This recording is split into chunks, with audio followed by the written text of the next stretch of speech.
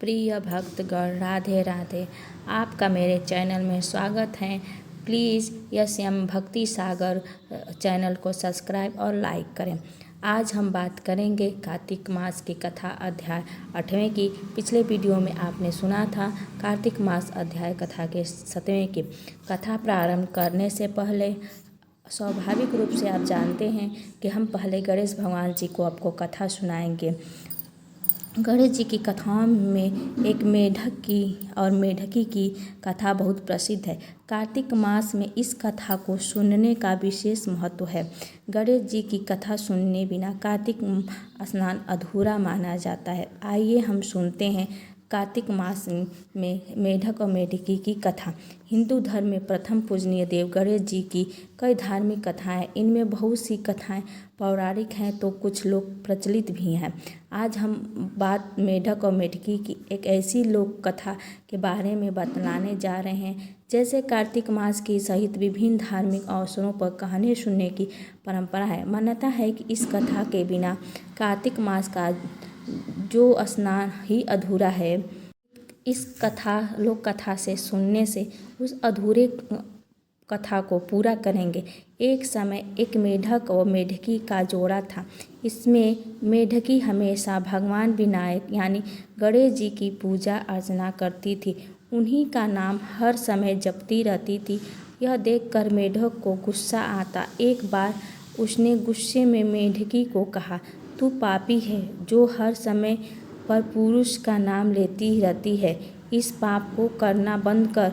धमकी भी दिया कि यदि आज के बाद विनायक जी का नाम लिया तो मैं तेरा सर फोड़ दूंगा।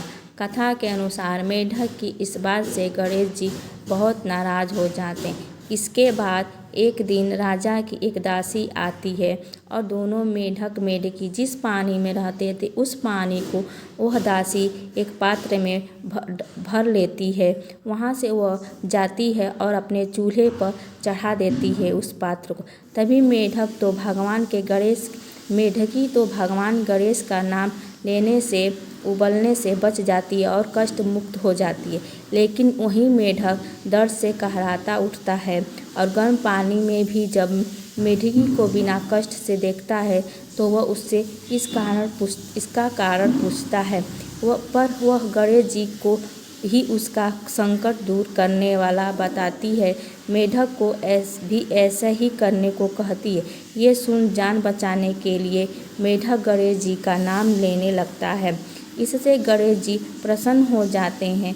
कुछ देर में ही दो सांड लड़ते हुए वहाँ पहुँचते हैं और चूल्हे पर चढ़े पानी की पात्र को गिरा देते हैं, जिससे मेढक और मेढकी दोनों उस कष्ट से मुक्त होकर नदी की पाल में जा गिर जाते हैं।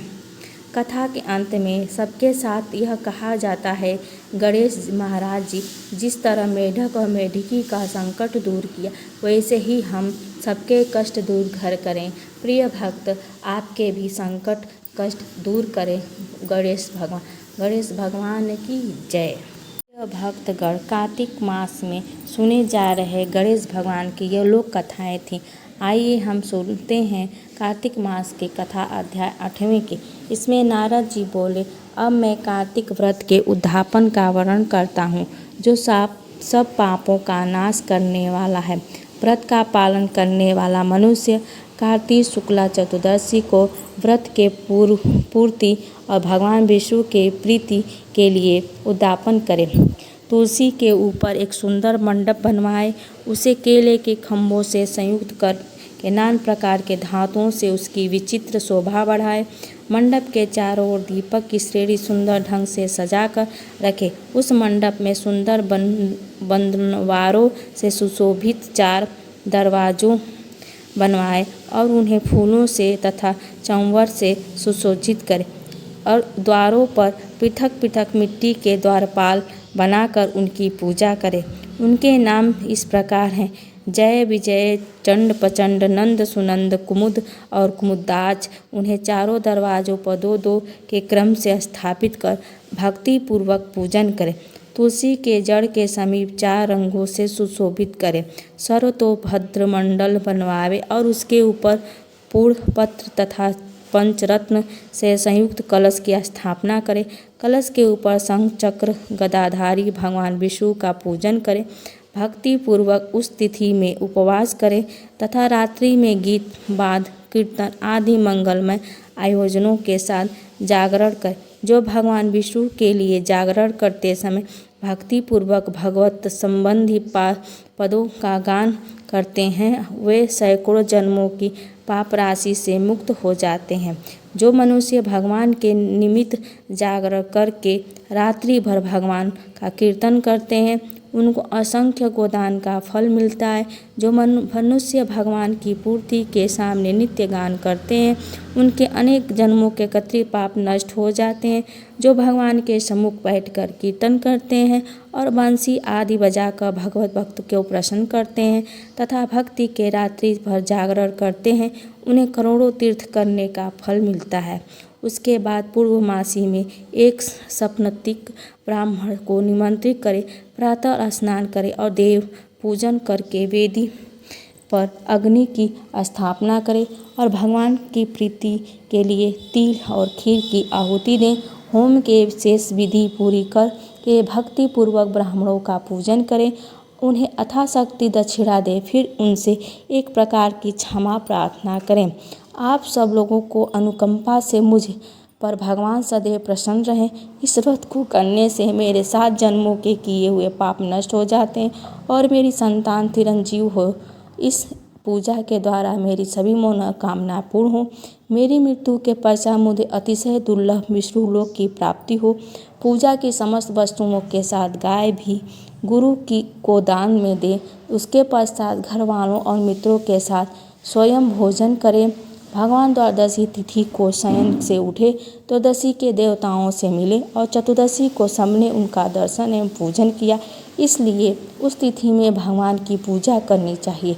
गुरु आज्ञा से भगवान विष्णु की सुवर्णमयी प्रतिमा का पूजन करें।